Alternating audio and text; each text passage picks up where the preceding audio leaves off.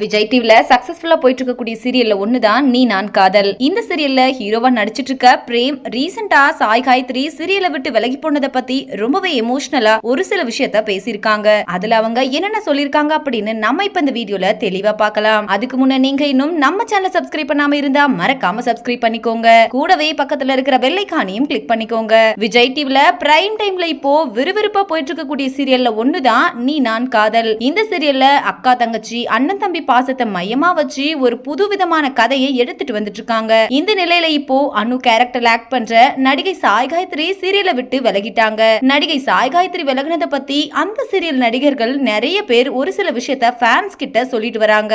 அந்த வகையில இப்போ நடிகர் பிரேம் என்ன சொல்லிருக்காங்க அப்படின்னா, உண்மையிலேயே இது எங்களால ஏத்துக்க முடியாத ஒண்ணுதான். அவங்க ஏன் விலகினாங்கன்னு நம்ம எல்லாருக்குமே தெரியும். அவங்க ஹெல்த் இஷ்யூனால மட்டும்தான் இப்போ நீ நான் காதல் சீரியலை விட்டு அவங்களால நடிக்க முடியல. அதனாலதான் அவங்க சீரியலை விட்டு குவிட் பண்ணிட்டாங்க. இந்த சீரியல் இன்னைக்கு இவ்ளோ பெரிய ஹிட் ஆகி இருக்குன்னா அதுக்கு சாய் காயத்ரியும் ஒரு முக்கியமான காரணம் தான். அவங்க அனு கேரக்டர்ல நல்லா நடிச்சதுனால எங்க சீரியல் மிகப்பெரிய ஹிட் ஆச்சு. ஸ்டார்டிங்ல இந்த சீரியலோட மைய கதையை சாய் காயத்ரி ஆகாஷ் ஜோடியை நோக்கி தான் போயிட்டு இருந்துச்சு. அவங்க ரெண்டு பேரோட காம்போ ரசிகர்கள் மத்தியில செம்ம ரீச் ஆச்சு. இன்னும் சொல்ல போனா அபிராகவ் ஜோடியை விட அவங்க அனு ஆகாஷ் ஜோடிக்கு தான் ரசிகர்கள் மத்தியில நல்ல வரவேற்பு இப்ப வரைக்கும் இருக்குது. கண்டிப்பா சாய் காயத்ரி ஃபேன்ஸ் எல்லாம் அனு கேரக்டரை மிஸ் பண்ணுவாங்க. அவங்க எனக்கு சீரியல்ல ஒரு நல்ல ஃப்ரெண்டாவும் இருந்தாங்க.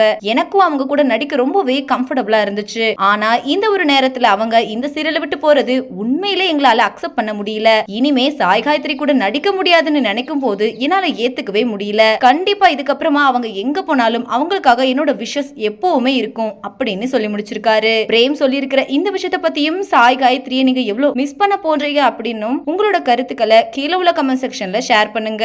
மேலும் இது போன்ற இன்ட்ரெஸ்டிங்கான அப்டேட்ஸ் தெரிஞ்சுக்கொள்ள நம்ம சேனலை மறக்காம சப்ஸ்கிரைப் பண்ணிக்கோங்க.